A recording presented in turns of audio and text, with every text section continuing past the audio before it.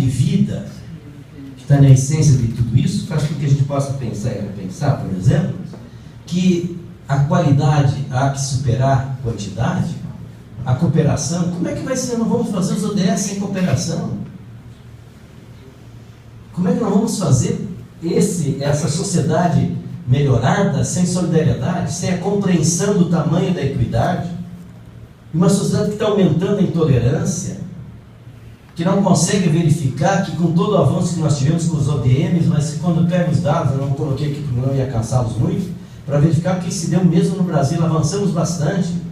Mas o que está acontecendo? Começamos a regredir, estão aí os indicadores. Mas quando você vai regredir, você vai ver quem é que mais é atingido. Negro, mulher. Caramba, mas há quanto tempo? Aí você tem os ODS fantasticamente colocados. O que significa o ODS gênero? Mas está consorciado com educação de qualidade, etc., e de equidade. Mas está combinado com a erradicação da fome e da miséria. De repente, os 17 ODS não tem como você fazê-los de maneira divisível, são indivisíveis. Mas também a cultura da sustentabilidade. O senso de urgência. O senso de urgência, por exemplo, no Palácio do Planalto, é o senso de manter-se. Essa é a única urgência. Custa o que custar. O mundo está em chamas e o meu senso é de urgência, isso não é comigo. Estou olhando para o outro lado, como disse um grande líder numa recente reunião sobre a questão do aquecimento global.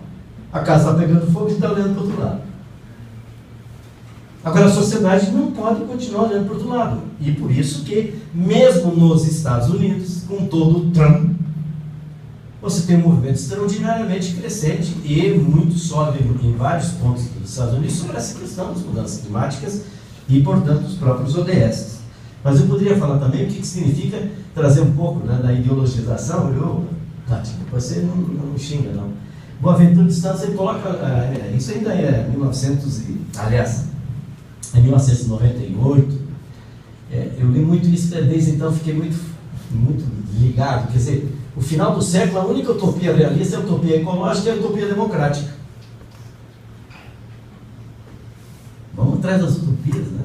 Recuperar utopias. Eu não quero morrer sem utopia, quero chegar no primeiro momento e imaginar que o Edésio, que vinha muito mais da formação, né, da luta sindical, da luta muito capital-trabalho, etc., e fazer com que ele fez uma aposta extraordinária na utopia ecológica.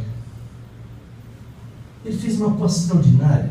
Eu convivi, nós tínhamos uma espécie assim de diálogo de cidadania planetária sem nenhum esforço. Mas ele bebia também isso tudo e era um empolgado em torno disso tudo. Então esse Edésio que eu conheci na Guadalupe, batendo os pés contra a ditadura, com toda essa riqueza que já existia, ele acrescentou mais uma luz extraordinária ao longo dos últimos tempos.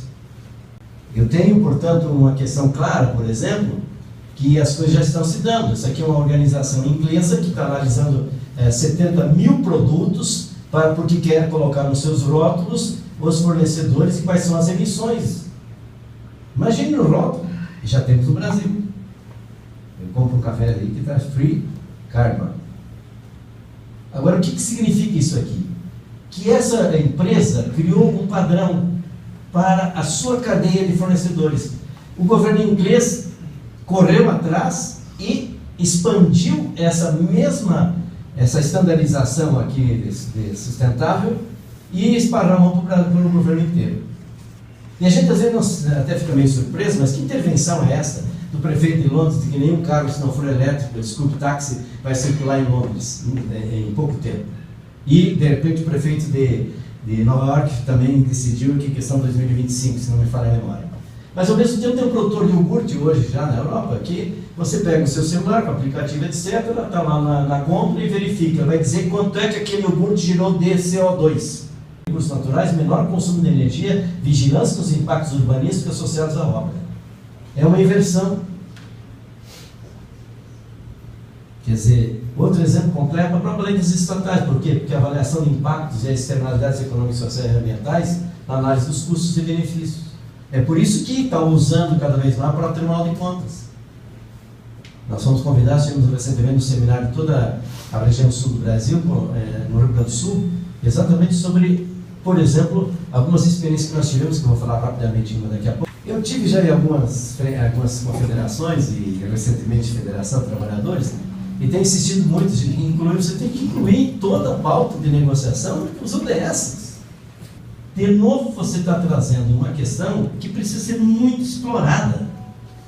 O trabalho decente como fim de desenvolvimento, o que é? Criar mais de 600 milhões de empregos até 2030 só para acompanhar o ritmo de crescimento da população mundial? Melhorar as condições de trabalho dos 780 milhões de trabalhadores que vivem com menos de 2 salários, 2 dólares por dia, que estão na linha da pobreza, não estou nem coloquei aqui os que estão na linha da miséria. Isso está explícito enquanto compromissos. Quer dizer, não são tão vinculantes, mas tem. Ao mesmo tempo, os países que mais investiram desde o início do ano 2000 cresceram a partir de 2002 a uma taxa de 1% superior aos países que não fizeram isso. É preciso trabalhar esses comparativos. Ao mesmo tempo, o que significa, não vou ler todos, mas olha aqui, quais são as principais metas e linhas de ação no que diz respeito ao trabalho decente, etc. Garantir trabalho decente a todos. Como? Quais são as prioridades macroeconômicas? Isso aqui o Meirelles nunca leu. Mas ninguém leu em Brasília, parece, com exceção de alguns poucos. Por quê? Porque as prioridades políticas macroeconômicas promovem a criação de emprego, isso está como compromisso para poder atingir aquela meta. Ao mesmo tempo, adotar políticas de apoio às empresas que aumentam os fluxos de créditos e promovendo incentivos empresariais de pequenas empresas, estimulando ao mesmo tempo a transição de formalidade para a informalidade, da informalidade. Implementar políticas dirigidas às pessoas para diminuir desigualdades. Aqui, inclusive, já cita, né, especialmente a questão do aumento da participação das mulheres no mercado de trabalho e produção da migração coletiva. Migração coletiva.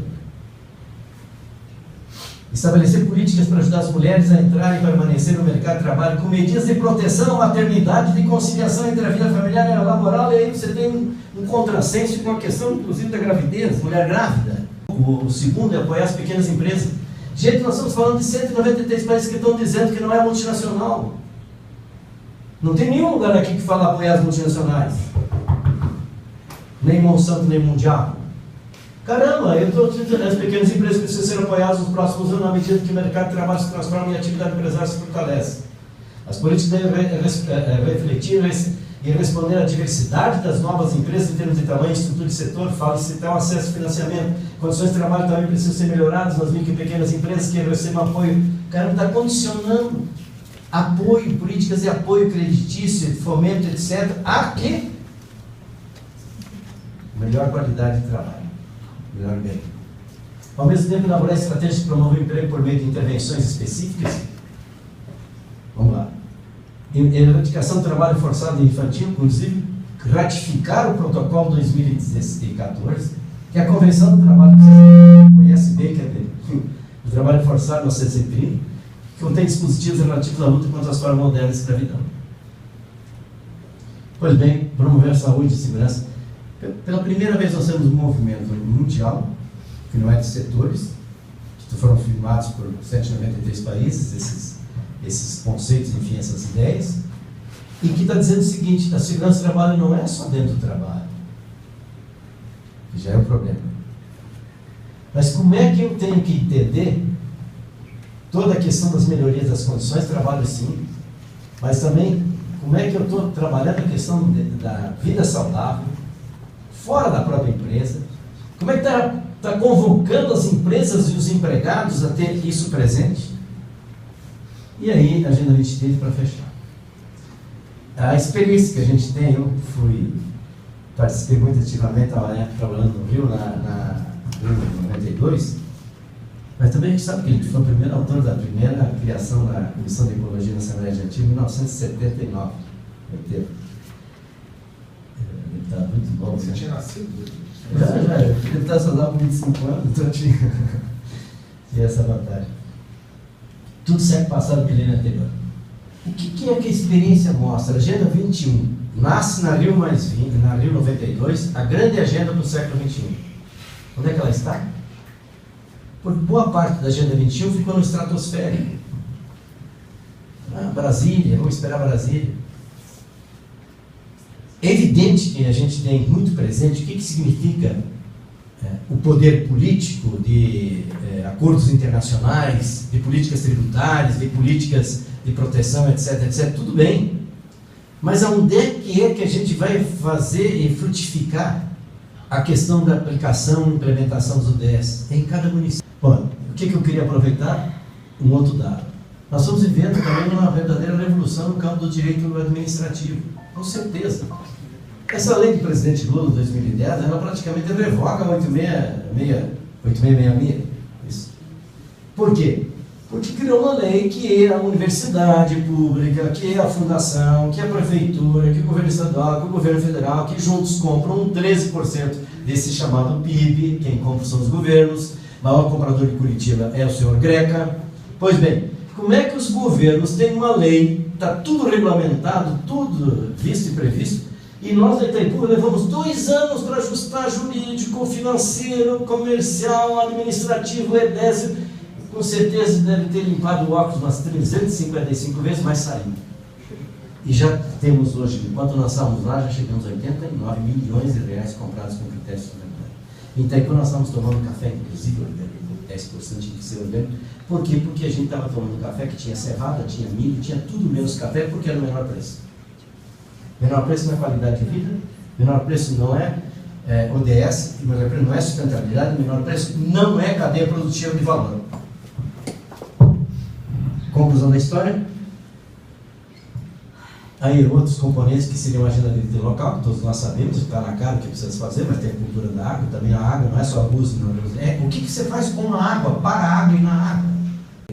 Todo esse papel de implementação dentro das nossas casas, nas nossas universidades, nos nossos locais, portanto, de vivência, de convivência, que hoje é muito mais conviver do que apenas viver, a gente também não trabalhar a pressão sobre os ODS Paraná, sobre os ODS Curitiba, e inclusive criando uma ferramenta, uma delas, que é a ferramenta de observatório ODS Paraná, fazer o global para os locais, mas que não só observa.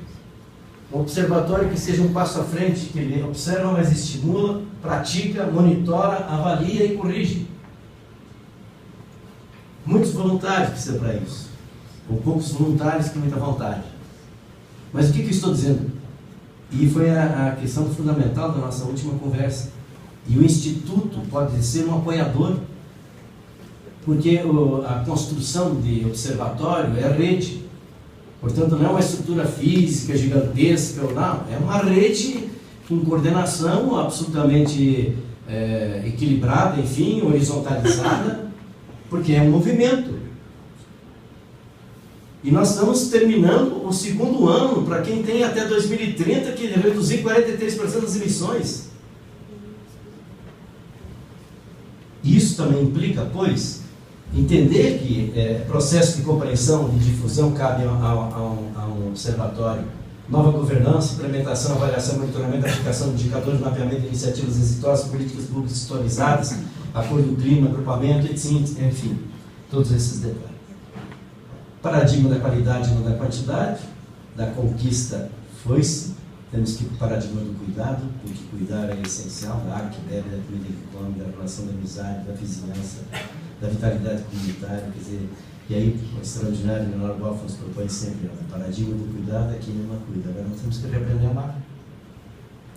Tenho muito forte, muito presente, se o Gandhi pediu que nós temos que ser a mudança que o planeta precisa, ela começa dentro de nós, não há dúvida nenhuma. E ela se traduz, evidentemente, em práticas e atitudes. Mas minha última palavra é eu agradecer porque vocês estão aqui. E ninguém veio aqui simplesmente, vamos lá, porque acho que tem o que tem dentro de vocês, palpitando, esse componente extraordinário, né, que a gente tem que, acima de tudo, abraçar, que é o componente da indignação, da transformação, da insatisfação, mas também do bem-querer. Talvez essa é a questão mais rica da humanidade. É o reencontro da solidariedade entre os humanos e dos humanos com a natureza. Obrigado.